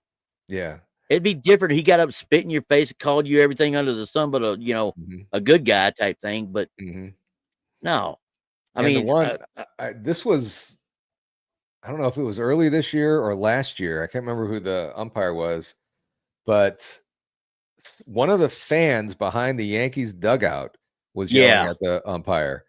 And that was the other day. I saw that one on ESPN. He warned the manager about it, and he's like, "Okay, I'm not." And you could see him just standing there looking at his nails, just not saying a word, and all of a sudden he gets tossed. And I'm like, "Yeah, these umpires need to get, they need to get big boy pants on, because they're. You want to see good umpires, ladies and gentlemen? There's a team called the Savannah Bananas. Okay, go out and watch those games. Go out and watch those games. It'll give you a whole new appreciation of baseball. Yeah. I even got my mother hooked on them. When they're playing, we got to watch them. Yeah. They were here not too long ago, and I didn't get to see them. Tickets were too damn expensive. But I mean, it was they pack them in at stadiums. That's and I didn't realize that there's more than one team. It's like a league or something. Yeah.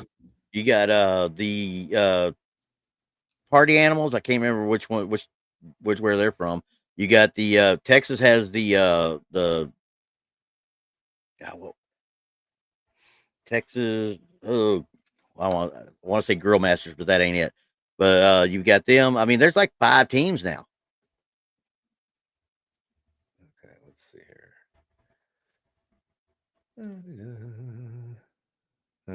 Well, it's not giving the league. Well, yeah, I mean it's fun. Watch. I've only seen a little bit of them. I haven't seen games. Yeah, but they look really fun.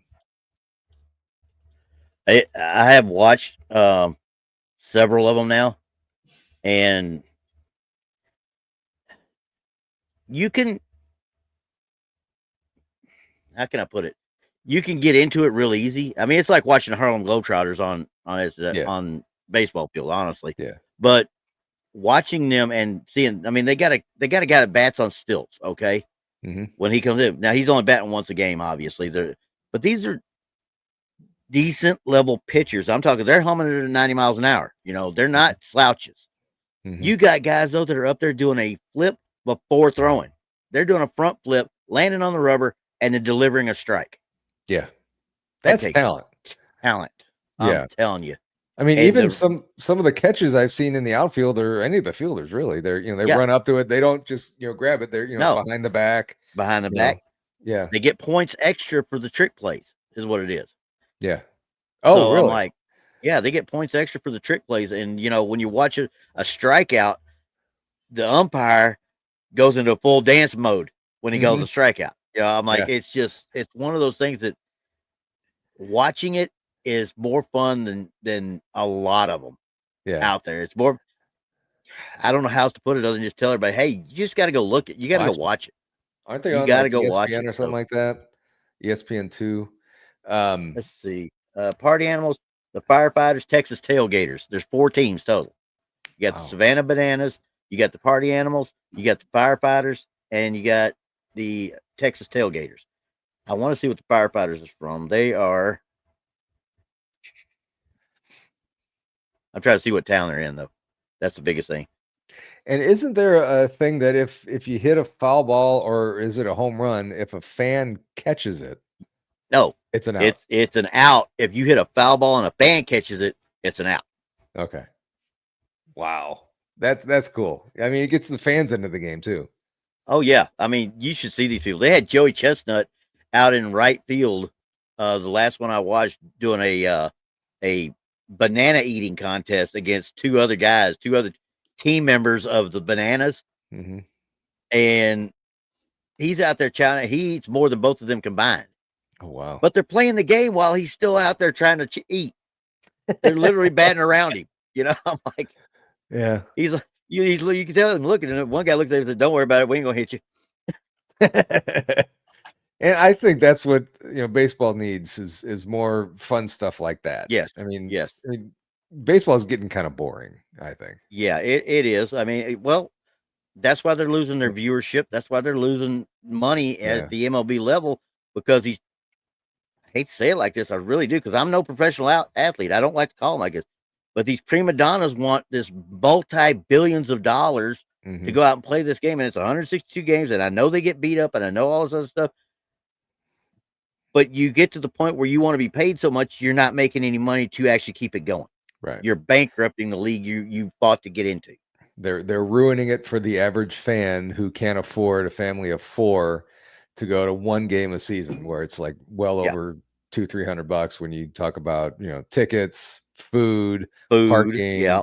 Well, it costs $25 to park anywhere, and that's the low side probably. Yeah.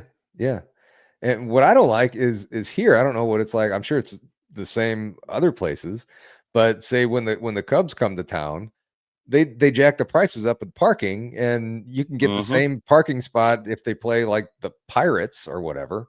Yeah. $10 right across the street. Yeah. Doesn't make any sense.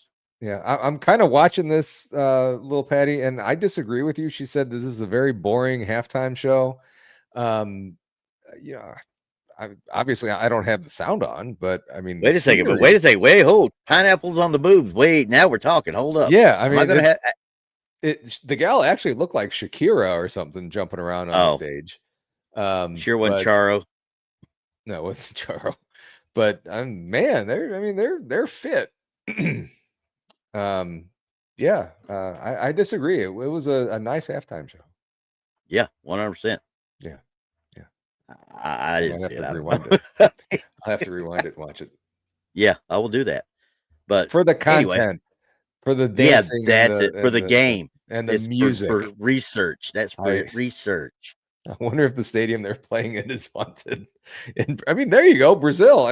Yeah, all the things. I don't know if that's a new stadium down there or not, but the history that they have down there.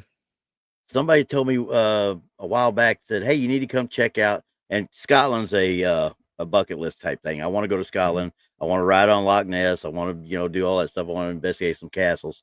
And somebody said, "Yeah, you got to come check this." I said, "Problem is, if I go to Scotland, you may have to drag me back kicking and screaming. If I was in the army, you'd have to practice AWOL prevention because I may not come back." Yeah. we're just gonna research the pineapples. Pineapples? It's like squirrel. Pineapple?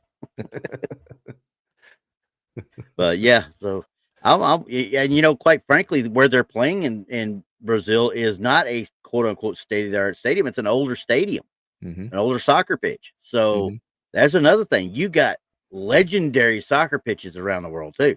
Oh yeah. Pele was down in Brazil, wasn't he? Yeah. Yep, he sure was. Argentina, even some of the stadiums in Mexico. Yep. All over. Rome. Oh yeah. Come on. Who would not want to sit there and do the Coliseum? Yeah. Just to do it. Yeah. You may not get anything, you may not feel anything, you may not see anything. You still don't want to do it. Right. I'm the same way. Yeah. I'm the same way about the Alamo, though. I want to go down and do an investigation at the Alamo. They're never going to let me, though. That'd be cool. You'll never get into that place to do it. They will not let nobody do it for whatever reason. I don't know why, but now they're doing more archaeological digs right now. They're digging up parts of it too. So, well, then they might want to. I don't know. I don't know why you wouldn't want to. Well, then they'd have to. You got problems with people messing with stuff that they really don't need to be messing with, type thing. So yeah. And that's not talking about paranormal side. That's talking about actual structural items. Somebody's going to go in there and touch something or push something, or something's going to fall over, and next thing you know, you got a big liability issue. Yeah, that's true. Yeah. So, but anywho, man, we've gone almost 2 hours already. No kidding. That went really fast. This was fun. I had a blast with this because we don't get the chance to talk to sports, and now we're sitting here brainstorming more than anything else about what we want to go investigate. Oh, wait a second. I think we opened up a new can of worms, investigating haunted stadium, haunted old stadiums. That would be yeah. So you look for me and Randy to do a nationwide, maybe even a worldwide trip someday. It very well might happen. I mean, seriously, that means I have to go get a passport and I got to fly. I'll meet you there. I'm going on the boat. All right. Okay. Let's stick with the United States first and see how that goes. Then we'll go overseas. Yeah. Okay. Yeah, provided we get somebody to let us in the places first. We'll just sneak in. No one will know. We'll be urban explorers. That's it. Yeah. Who could say no to us? We have trustworthy looking faces, don't we? I can beg and cry with the best of them. Okay. I can too. What you got coming up tomorrow night? Now that I think about it. I don't have a show tomorrow night. I am. We are doing a Oh, family thing. Actually, a trivia gotcha. night Okay. for my friend's cousin. Gotcha. Little Okay. daughter has cancer, so Ooh, we're doing a ooh. little trivia night, a music trivia night for them. So, Oh, well, tear them up. yeah, You know more than they do. Trust me. No, I'm going for the free booze. So, Yeah. get it, Gary? booze. Gary, you're 100% right. Mhm. There's one thing I have never done, and I never will do. I've never been on a cruise. Somebody asked me, "Why don't you want to go on a cruise?" Has it got a trolling motor on the boat? I ain't getting on it. You're not. I mean, cruises are okay. I've done one. It was all right.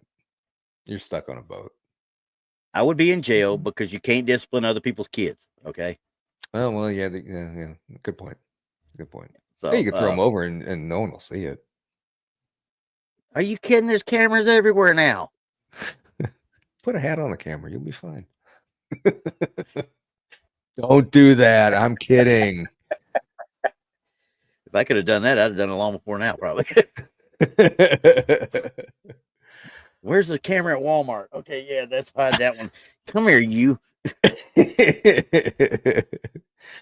You don't have to worry about security cameras at Walmart. People are always on their phones videotape or recording things at Walmart. Yeah, 100%. So yeah. But yeah, I don't know. I don't know what Donny's doing tomorrow night. I ain't figured that out yet either. I don't know what's going on with Rob. Rob, you're out there somewhere. Please tell me you're doing a show tomorrow night. If you run into Monica, tell her I got a punch in the head for her, just for the fun of it. I just like messing with Monica. And she's trying to take over my slot on Sunday night. I might have to talk with her. And make sure you guys tune into your show Sunday night. What are you guys doing Sunday night? We'll be doing we did State of the WWE. You talking about the sports show, right? Yeah. We were doing State of the WWE last week a little bit. Most likely we're going to recap a little bit of the football. Of course, Donny doesn't really follow football, but he follows wrestling and MMA. Now we got new news in the last day that come next year, it looks like Floyd Mayweather is getting in the ring with Mike Tyson sometime next year. So are they just going to come in and walkers and exhibition? Well, that's not going to be. It's an exhibition. Now, don't get me wrong. Floyd Mayweather is a dancing fool. He will punch and stick and move. He's a great boxer. And I just don't think Mike Tyson can dance around with him for 8 rounds or whatever it ends up being. But I'm like, I can understand they want to make money. They want to do it. Hey, I got no problem with that. But you made me believe in you, Mike, when it came to the Jake Paul thing, okay? And then you proceeded to make me feel like I just completely blew it. All right. So yeah, no, I'm not. Aren't they both over 60? Mike is 59, and I think Floyd is just right around 50. Oh, really? I thought they were older than that. Okay, well, no, he's not much older than they're 10 years apart or whatever. But like I said, they're also 70 pounds apart too. I think so. Wow.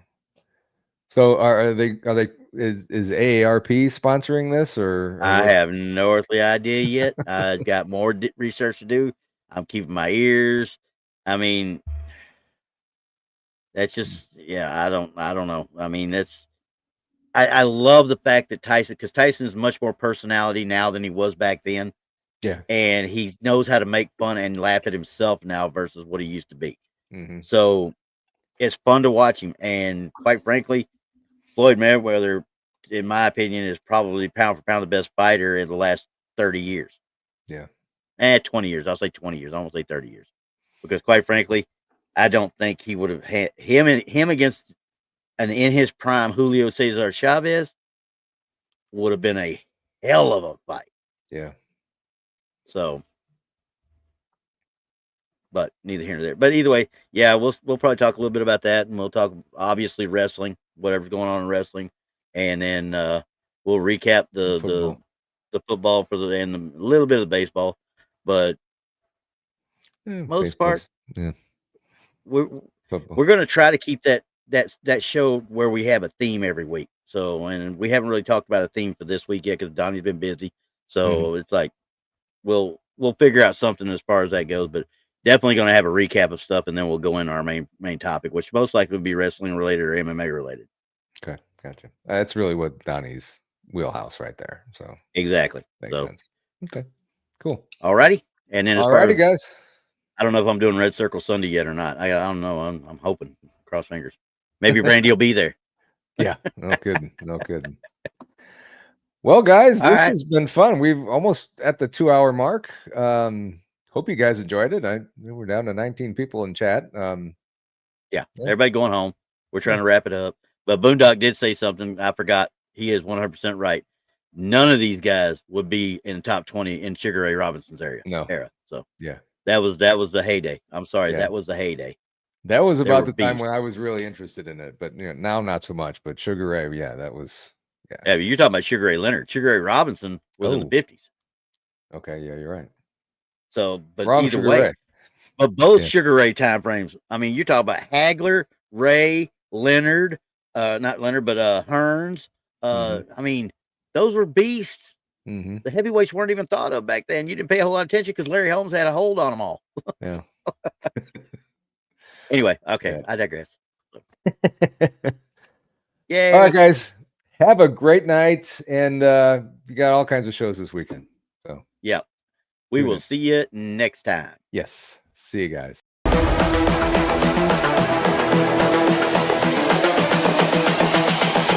This is the future.